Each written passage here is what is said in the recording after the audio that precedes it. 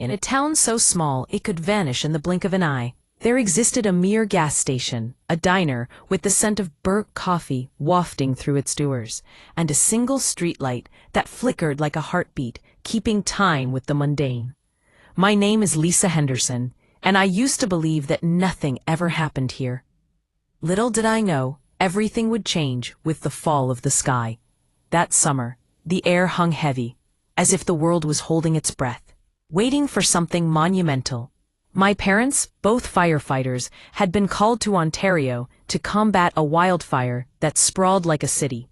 Before they left, my mother kissed my forehead gently and said, "You're in charge, Lisa. Take care of Anna and Eric. We'll be home before you miss us." Anna, my curious 10-year-old sister, never ceased her barrage of questions, while Eric, sweet and innocent at 6, dragged his stuffed raccoon everywhere we went. At 17, I felt old enough to babysit, but woefully unprepared for the storm that was about to shake our quiet existence. That night, as twilight descended, the comet shower began. It was a celestial symphony. Blue streaks painted across the sky like brushstrokes on a canvas of velvet black. The townsfolk gathered outside, their voices filled with awe, pointing and cheering, capturing the spectacle on their phones. It was stunning, it felt divine, and I thought, perhaps, this was the kind of thing poets write about. But then, something shifted in the atmosphere. A sweet metallic scent hung in the air, reminiscent of ozone and the earthy perfume that follows a summer storm. The sky shimmered too brightly, and some comets straggled behind, as if they were melting into the cosmos. When they finally extinguished, the night erupted in applause, laughter spilling into the warm air as everyone returned home, blissfully unaware that the world had just taken its last normal breath.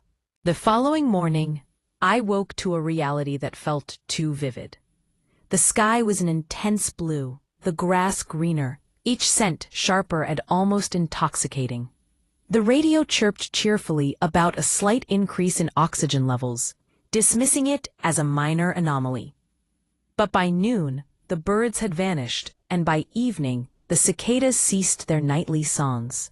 As darkness fell, the dogs in town began barking frantically at the fields. That's when I noticed it, a stirring near the cornfield by our house. The stalks bent and waved as though something massive was crawling beneath. Anna shrugged it off as deer. Eric pressed his face against the window and whispered, "That's not a deer." His voice was small, but he was right. Under the silver glow of the moonlight, it emerged. A beetle the size of a dog, its shell gleaming like liquid armor. Its legs clicked rhythmically, a sound that was both eerie and mechanical. I wanted to scream, but my voice froze, paralyzed by fear as it turned toward our house. I quickly grabbed Eric and shielded Anna behind me, slamming the blinds shut. Darkness enveloped us as we held our breaths, hearts pounding in our chests. Outside, the scraping of its legs against the siding and the clicking of its mandibles filled the silence. And then, abruptly, it fell quiet. Dawn broke to reveal a cornfield, ravaged, half-eaten, and reduced to mud. I thought that might be the end of our bizarre encounter, but I was gravely mistaken. It was only the beginning. As the week unfolded, the news anchors ceased their jokes. Oxygen levels had skyrocketed globally, triggering unprecedented growth in flora and fauna. Scientists warned of an unidentified gas from the comets, colliding with our atmosphere, altering life as we knew it. Insects were mutating, growing, changing. The government dubbed it the bloom. I labeled it the end of everything familiar. In reflection, a chill settled deep within. If I had known the chaos that awaited us, I would have packed my things faster, held my parents a moment longer, and never looked back when the sky began to burn blue again. That was the night the world cracked open and something monstrous crawled out, forever altering the course of our lives. When I woke the next morning, the air smelled like rust, a metallic tang that clung to my nostrils and filled my mouth with an unsettling taste. The sky wasn't blue anymore. It was a pale, washed-out hue, as if the vibrant color had been drained from the world overnight. My heart raced as I turned on the television, and the news anchors appeared grim, their faces drained of cheer. The headline flashed ominously: "Rapid insect growth continues worldwide. States declare emergency." My blood ran cold as I watched footage of locusts blotting out the sun over Arizona, and spiders with legs long enough to wrap around cars. Then the power flickered, once, twice, before plunging us into darkness. That's when it hit me. The world wasn't changing. It had changed. In the dim light of the day, I heard Anna's soft voice from the window. "Lisa, they're back." A pit formed in my stomach, but I forced myself to look. Down by the fields, shapes moved through the mist. Dozens of them this time. Huge beetles, mantises, and something that looked like a centipede as long as a truck, its legs rippling through the crops as it fed. Eric whimpered behind me, the innocence in his voice shattering my resolve. "Where's Mom and Dad?" I turned to face him, forcing a smile that didn't quite reach my eyes. "They'll be fine. They'll find us, but we have to be smart, okay?" I recalled Dad's lessons, his words echoing in my mind. Fire saves lives when you respect it. Grabbing his toolbox, I began sealing every crack around the doors with duct tape, hoping it would keep us safe. The air grew thicker, harder to breathe, as the reality of our situation settled over us like a heavy fog. Around noon, a low, vibrating hum filled the air, making the window glass tremble. I thought it was the wind until shadows crossed the ground. Bees, or at least what used to be bees, now the size of hawks, swarmed above the town like a golden storm cloud. They dove into roofs, shattered glass, and stung anything that moved. The screams that erupted were primal and raw, echoing the terror gripping our hearts. "Basement, now!" I yelled, pulling Eric and Anna down the stairs. The house shook, dust filling the air, and a window shattered upstairs, the sound like shattering glass thunder. We huddled together in the dark, breaths shallow, waiting for the chaos outside to subside. And then, silence. When we finally crept back up, the world had transformed again. Half the town was gone, and the rest was consumed by flames. That night, I rummaged through Dad's shed and found an old emergency radio. At first, it was just static, but then a voice broke through, shaky yet authoritative. "This is FEMA Broadcast Channel 7. If you can hear this, the oxygen saturation is now above 30%. The comet particulates are altering metabolic rates. Insects are growing exponentially. Seek high ground, cold zones, mountains. Do not remain in open settlements." The message abruptly cut out, leaving a chilling silence in its wake. High ground, cold zones, mountains. My gaze drifted north, toward Canada, toward Mom and Dad. It was a choice I had to make. We couldn't stay. Before sunrise, I packed everything we could carry: food, water, first aid, Dad's hunting knife, and Eric's beloved raccoon toy. We took Mom's old pickup, the engine growling like a wounded animal as we hit the abandoned roads littered with cars left in panic. Ash drifted through the sky like a haunting reminder of what we had lost. Each mile brought new horrors: a car crushed under silk webs, a giant moth cocooning a deer, a house covered in wasp nests. Anna clutched the radio like a lifeline. "They said some people are safe in the Rockies," she whispered, hope flickering in her eyes. If we can get there," I echoed, determination hardening within me. "But we stick to back roads. Less noise, less attention." By afternoon, the temperature soared, the air shimmering like a mirage. We stopped to rest near an old barn, its red paint faded to pink. That's when we heard it, a steady clicking sound, growing louder, freezing my blood in my veins. From the far end of the field, a shadow moved, a tarantula as large as a van, its glistening eyes locking onto us. "Get in the barn," I hissed, desperation fueling my words. We bolted inside, slamming the door behind us. Eric began to cry, and I pressed my hand over his mouth, whispering, "Shh, baby, please." The spider circled outside, its claws scratching on the wood, a predator hunting its prey. I spotted a ladder leading to the hayloft and motioned for the kids to climb. We hid under the hay, trembling as the spider shoved its monstrous face through a broken window, fangs glinting inches from my head. Then, an explosion rocked the silence, a shotgun blast. A man's voice shouted, "Get away from my barn, you ugly bastard." The spider turned, leaping toward the sound. I peered through the crack, fear gripping my heart, as the man fired again, hitting the creature's eye. It screamed, high and shrill, before pouncing. He didn't stand a chance. I covered Anna's eyes as the monster tore him apart, my heart breaking for the brave soul who had tried to protect us. When it finally left, dragging the body, I climbed down, shaking uncontrollably. On the floor lay the man's truck keys and his shotgun.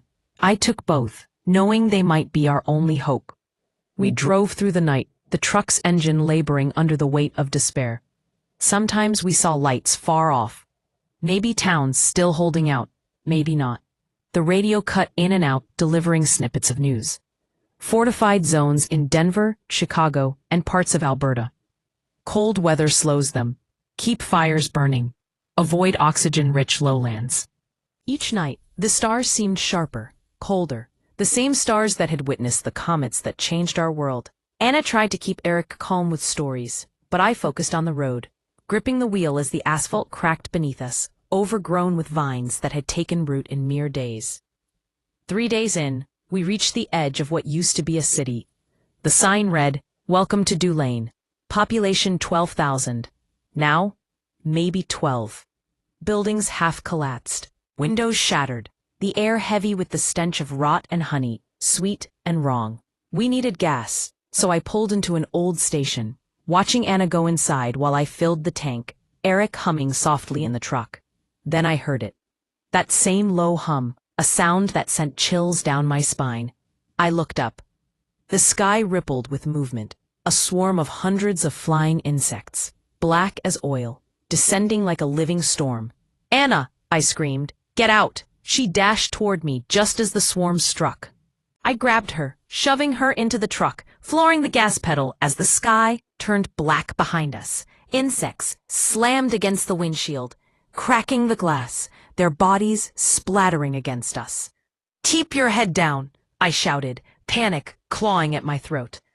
Something enormous crashed into the truck bed. A mantis, its arms slicing through metal like it was paper. I swerved, trying to shake it off, but Anna screamed, and Eric's cries pierced the air as the creature lunged through the rear window, claws inches from his face.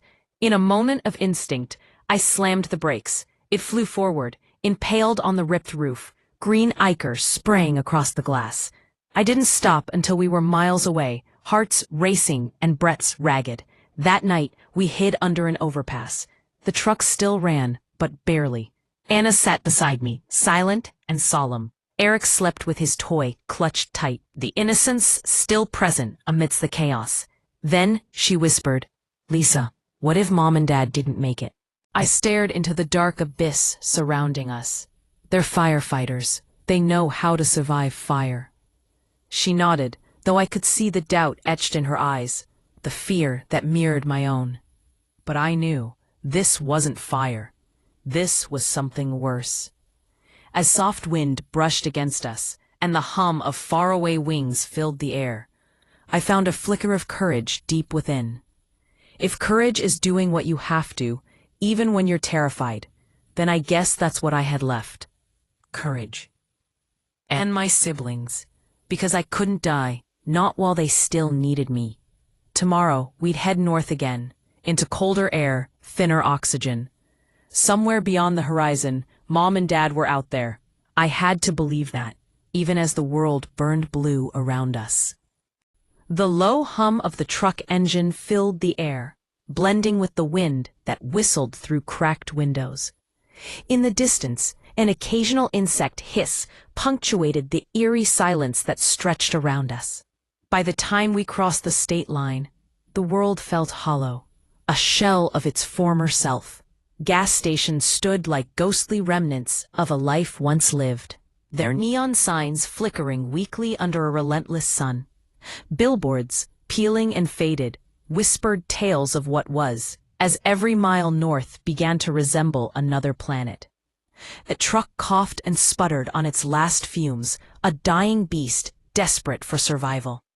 I pulled over near a stretch of highway choked with abandoned cars, their metal carcasses standing as silent witnesses to chaos. The silence out here wasn't peaceful. It was heavy, pregnant with dread, as if the world was holding its breath. Anna climbed out first, her eyes scanning the desolation. "Looks like everyone tried to run the same way," she said, her voice barely above a whisper. I nodded, my gaze falling to the shadows that danced across the ground. "Yeah," I murmured, checking the shotgun, a familiar weight in my hands. Only some of them didn't make it. The sight of bodies cocooned in webbing, dangling from a streetlight made my stomach churn. A week ago, I would have screamed, but now I looked away, numbed, and kept moving. We siphoned what gas we could from the remains of the vehicles, the metallic scent filling the air. Eric, ever the dreamer, found a toy truck under a seat and pushed it along the asphalt, humming softly, a futile attempt at pretending, but pretending mattered. As dusk fell, the temperature dropped a few degrees, the air turning crisp and clean. For the first time in days, hope flickered like a fragile flame in my chest. Then we saw the sign, Camp Red Hollow Safe Zone 2 miles. I didn't believe in safe zones anymore, but we followed the arrows anyway, our desperation guiding us. The road wound through cornfields, tall and green, whispering secrets in the wind. But that tranquility felt wrong. Too tall, too quiet. We stopped briefly for a break when suddenly the corn began to move. At first, I thought it was the wind again. Then a stalk snapped. Another. A noise like clicking, skittering, hundreds of legs brushing against dry leaves. "Back in the truck," I yelled, panic rising in my throat. But before we could reach it, the ground bulged, splitting open like a wound. A tarantula, the size of a minibus, erupted from the soil, its fur matted with dirt, 8 black eyes glinting like dark crystals. It reared up, shrieking an unholy sound that sent chills down my spine. I grabbed Eric and shoved him under the truck, my heart racing. Anna froze, shock painting her features. "Anna!" I screamed. "Move!" She stumbled back just as one of its legs speared the ground beside her. I fired the shotgun. Boom! The shell tore into its face, green blood hissing as it hit the hot asphalt. It staggered, but before I could reload, the spider lunged. In a desperate bid, I grabbed a flare from the glove box, struck it, and jammed it into its mouth. The creature shrieked, the sound so sharp it made my ears ring, and then it erupted in a burst of orange light, thrashing and burning, the smell of scorched hair filling the night. We didn't wait to see it die. We ran. When we finally reached Red Hollow, it wasn't a camp. It was a massacre site. Makeshift walls lay torn apart, trucks overturned, charred remains speaking of horrors too vast to comprehend.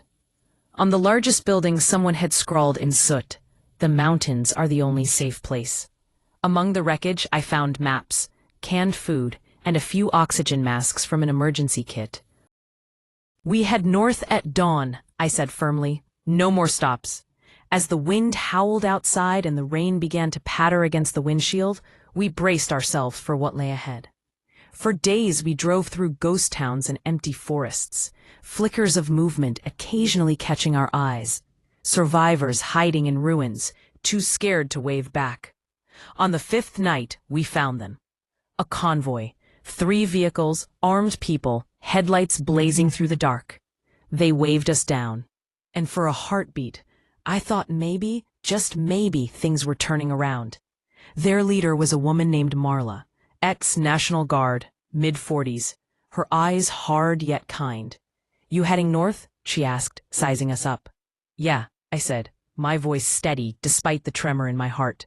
"Trying to find my parents, firefighters, Ontario." "Then we're going the same way. You stick with us, you might live." And for a while, we did. We traveled together, sharing food, stories, and losses. Anna laughed for the first time since that comet night, a sound so sweet it almost broke my heart. Eric made friends with a mechanic named Julio, who built flamethrowers out of weed killer sprayers. For the first time, I began to believe that survival wasn't just a word, it was a possibility. But hope, I'd learned, comes with teeth. We reached a river canyon where the bridge was half collapsed. Marla's crew decided to cross one vehicle at a time. Tension thick in the air. The first truck made it halfway before the steel groaned ominously. Then came the buzzing. From the fog below, giant wasps rose, wings the size of sails, bodies striped like molten gold.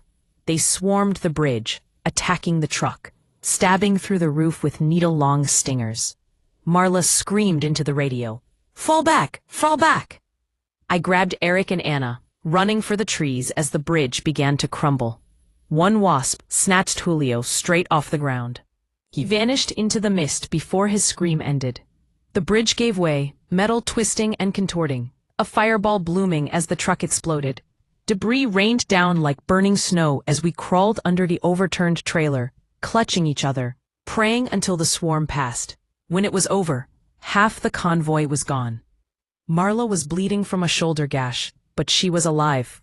She looked at me, at the kids, her expression fierce. "Keep going, don't stop for anyone." At dawn, she gave us her last box of shotgun bullets and turned back south with the few survivors left. That was the last time I saw her. The days grew shorter, nights colder. The insects followed less, the oxygen haze thinned. Sometimes, we saw frost glimmering on the trees, the first real sign of salvation. Then Anna collapsed. At first, I thought she'd just slipped on the ice, but when I lifted her sleeve, the skin beneath was swollen, veined with black. A sting from one of the wasps. Maybe it had been festering quietly. We found a farmhouse, boarded up but dry. I laid her on a couch. Eric curled at her side, his small body trembling with fear. For 3 nights I barely slept. I boiled water, scavenged antibiotics, prayed to a sky that no longer answered. Her fever broke on the 4th morning. When she opened her eyes, whispering my name, I finally cried. Tears of relief and exhaustion. Not just fear, but something deeper. That night, we lit a small fire in the fireplace. The glass windows reflected the flames, and for the first time since the world ended, it almost looked like home. Sometimes I wonder how many people were left out there, how many still fought, still ran, still hoped. But out here, counting survivors only made you forget why you kept moving. For me, it was simple. Eric's laugh, Anna's heartbeat, Mom's promise, take care of them. So I did. Tomorrow we'd climb into the mountains, into the cold where the monsters slowed and the air cut like knives. Beyond those peaks was Canada. Beyond them, maybe, my parents. The road was ending, but the story wasn't. Because sometimes survival isn't about what's left of the world, it's about what's left of you. An ethereal silence enveloped the world, blanketing the landscape in a thick layer of white. The crunch of our footsteps on the icy ground was muffled, creating a calming hush that contrasted sharply with the chaos we had fled from. I couldn't help but think, perhaps this was the mercy we so desperately needed. By the time we reached the foothills, the air was crisp and biting, the insects silenced by the cold. Their tracks no longer marking our path. It was a moment of peace, a fragile hope blossoming in my chest. Maybe, just maybe, we had outrun the horrors of the comets. We stumbled upon an old farmstead nestled between towering pines, its barn roof sagging under the weight of the snow. Inside, the scent of dust mingled with that of wood smoke, as if the place itself was holding its breath. The remnants of life lingered. Cans of food lined the shelves. A generator hummed softly, and a pot simmered gently on the stove, still warm to the touch. With my heart racing, I raised the shotgun, my voice trembling slightly. "Hello? We're not here to hurt anyone." Silence met my call, thick and oppressive. Then came the creak of the stands, and a figure emerged. A man, bearded and thin, perhaps in his 50s, eyes wary but curious. He held a rifle low, not threatening, simply studying us as if he were trying to confirm our existence. "You from the south?" he asked, his voice gravelly as if it had weathered storms of its own. "Yeah," I replied, taking a step forward. "We're heading north, trying to find family." He nodded slowly, a faint smile breaking the tension. "You picked a good place to stop. They don't come up this high much anymore. The cold keeps them sluggish. Name's Carter," he introduced himself, his tone warming as he invited us inside. Carter welcomed us into his makeshift sanctuary, equipped with solar panels, wood heat, and a shortwave radio. He spoke of his loneliness since the second comet wave, a term that sent shivers down my spine. At night, we gathered around the flickering fire, a false sense of normalcy wrapping around us like a comforting blanket, while the wind howled outside. For a time, it felt like peace, a precious respite from the chaos. Anna eagerly pitched in, helping Carter repair the greenhouse, nurturing vegetables under the glow of UV lamps, while Eric took to feeding the chickens. Small miracles in feathery forms. I chopped wood, listening intently to Carter's tales. He whispered of the comets, of strange spores that might have come from a dying world. I resisted believing him, yet something about his stories struck too close to home. One night, the radio crackled to life, a faint voice cutting through the static. "Emergency transmission, fire crews, Ontario base, survivors relocating to high ground near Jasper. Repeat, fire crews, Ontario." My heart raced, hope igniting within me. "Mom," I breathed, the word escaping my lips with a mix of longing and fear. Carter's expression darkened. "That's across the border, deep into the mountains. If your folks are alive, that's where they'd be." The weight of his words sank in. I gazed out at the frozen woods, determination surfacing. "Then that's where we're going." Yet, caution lined Carter's features. "Give it a few days, a storm's coming, and something's wrong with the valley." His words hung in the air, unanswered, a foreboding cloud looming over our fragile sanctuary. Days later, Anna's discovery shattered our momentary calm. A trail of large bury holes marked the snow. Edges blackened, as if the ground itself had been scorched. Carter's face drained of color. They're nesting. That night, an unsettling silence enveloped the farmstead. The chickens grew eerily quiet, and a low vibration thrummed through the floorboards, like the distant rumble of a train. I woke everyone. Urgency clear in my voice. "Basement. Now." We gathered what little we could, the radio, food packs, and descended just as the first impact shook the house. Then, the nightmare unfolded. A centipede, thick as a tree trunk, burst through the kitchen wall, its armored plates scraping against the wood. It screamed, a wet metallic shriek that sent chills down my spine, and another echoed from outside. Carter fired his rifle, but the bullet ricocheted harmlessly. Panic surged through me as I grabbed Eric and Anna, dragging them behind the furnace just as debris rained down. The generator above exploded, flames licking the air, smoke swirling into a choking cloud. "Out the back tunnel," Carter shouted, urgency in his tone. We crawled through the narrow passage as the house above us collapsed, the centipede's claws scraping perilously close to my feet. Emerging into the snow, we were met with a horrifying sight. The entire farmstead ablaze, the sky a fiery orange against the falling white flakes. Carter stood beside me, panting, his rifle empty. "They're nesting," he reiterated, fear dripping from his voice. "The warmth draws them." Suddenly, the ground beneath him split open, swallowing him without a sound. I froze, paralyzed by disbelief, before instinct kicked in, and I grabbed the terrified kids, running without looking back. We didn't stop until dawn broke, our breaths visible in the icy air, legs trembling from exhaustion. Behind us, the horizon glowed ominously, movement shifting in the shadows, dozens of shapes slithering, a creeping dread filling my heart. The insects weren't dying in the cold. They were evolving. We sought refuge in a cave halfway up the ridge, the air thick with stone and frost. I used my jacket to block the entrance, allowing just enough space for smoke to escape. Anna curled up beside Eric, who clutched his singed toy raccoon tightly, its button eye missing. As I stared into the flickering flames, I thought of Mom and Dad, of Jasper, and of the faint signal that had ignited a spark of hope within me. We were close now. I could feel it. But if the creatures were evolving, there might soon be nowhere left to hide.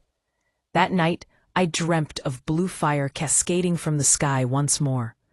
Yet this time, when it struck the earth, it didn't burn. It bloomed.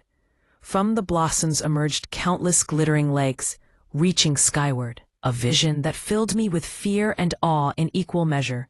When I awoke, the fire had dwindled to embers. From deep within the valley, the hum returned, louder, heavier, echoing ominously through the mountains. The swarm was coming north, and we were right in its path. In the heart of the wilderness, where the wind howled like a banshee and the peaks scraped the heavens, we climbed, our steps muffled by the thick blanket of snow. The air was biting, each breath a sharp shard of glass slicing through our lungs, reminding us of the perilous journey we undertook. Behind us, the valley groaned, a cacophony of wings, a storm of life that thrummed with urgency.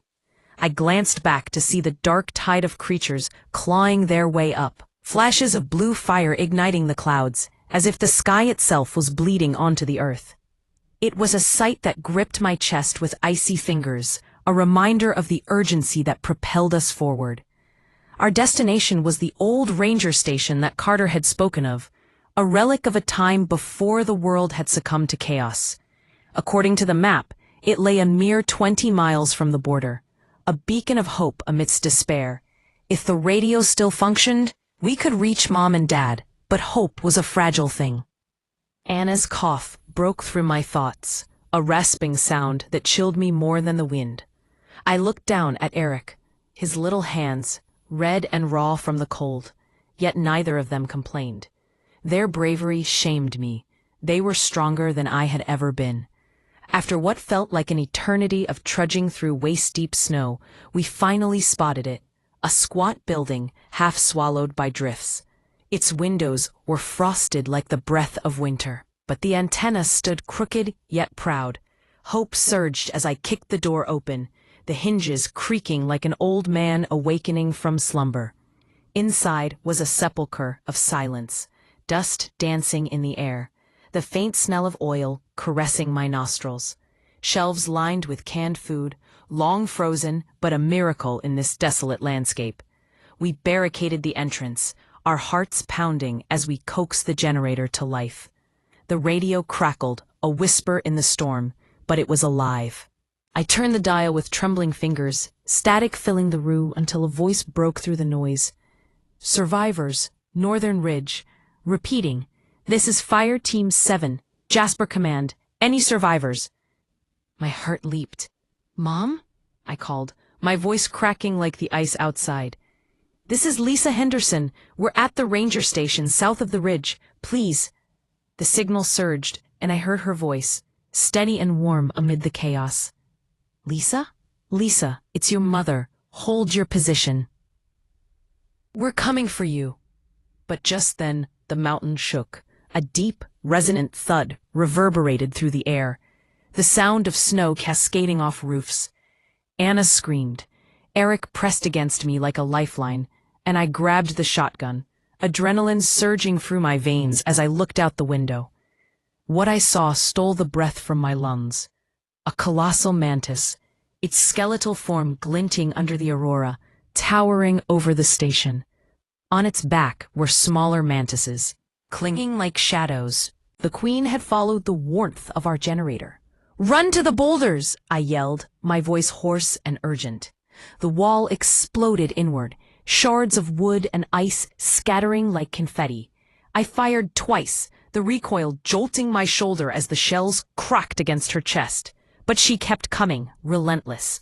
With a swift motion, I dove, dragging Eric with me, while Anna threw a flare into the air, a bright red beacon against the dark. For a fleeting moment, the queen reeled back, shrieking. My eyes darted to the fuel drums near the generator. One spark and the whole place would ignite. But if we stayed, we would surely perish. In that moment, I made a choice. Run to the boulders. Hide. Don't come out until it's silent. I shoved them toward the exit, my heart heavy with fear. Anna hesitated, her eyes wide with uncertainty. "Wisa, go. I'll be right behind you," I yelled.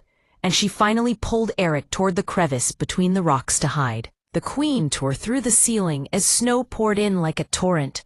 I lit the last flare, climbing the ladder to the roof. The wind screamed around me, a feral howl as I faced the beast below. Holding the flare high, I shouted, "You want warmth? Come get it." It lunged. I threw the flare into the leaking fuel, and in an instant, the world exploded. Fire rolling through the air, illuminating the night in shades of orange and blue, searing my face with heat as the queen shrieked and collapsed, a heap of burning ice. I remember flying backward, the sound fading into a silence that enveloped me like a warm blanket. When I awoke, the sky was a pale gray, smoke curling lazily above me. My body ached, half buried in snow, half burned, and yet I was alive. Through the haze, I spotted lights, red and white, cutting through the storm. Helicopters. Hands lifted me, voices shouting my name. "We've got her! She's here!" Then, a familiar, soot-streaked face bent over me. Mom. Thinner, older, but undeniably real. Dad stood behind her, arm in a sling, his tired firefighter smile a comforting beacon. Anna and Eric were already wrapped in blankets inside the chopper, safe and sound. We didn't speak at first. There were no words to bridge the chasm of fear and relief. We held on to each other, afraid that the wind would steal us away once more. As the helicopter flew us above the peaks, I looked down to see survivors huddled in camps lit by flickering fires. Below, the swarms had slowed, frozen in the drifts. The cold had achieved what bullets could not. The bloom was finally dying. Mom explained as we soared through the skies. The scientists believed the gas from the comets was dissipating, oxygen levels returning to normal. Perhaps one day the world would heal.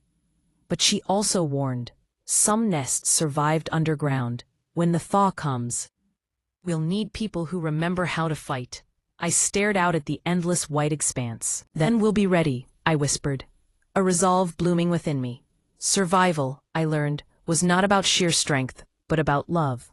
About refusing to let go of those we had left to save. The sky brightened again, softer now, and at night I gazed up for comets, not wishing upon them, but simply watching. Because once the sky burned blue, and everything we understood came to an end. Yet in that ending, I discovered who I truly was. A sister, a daughter, a survivor.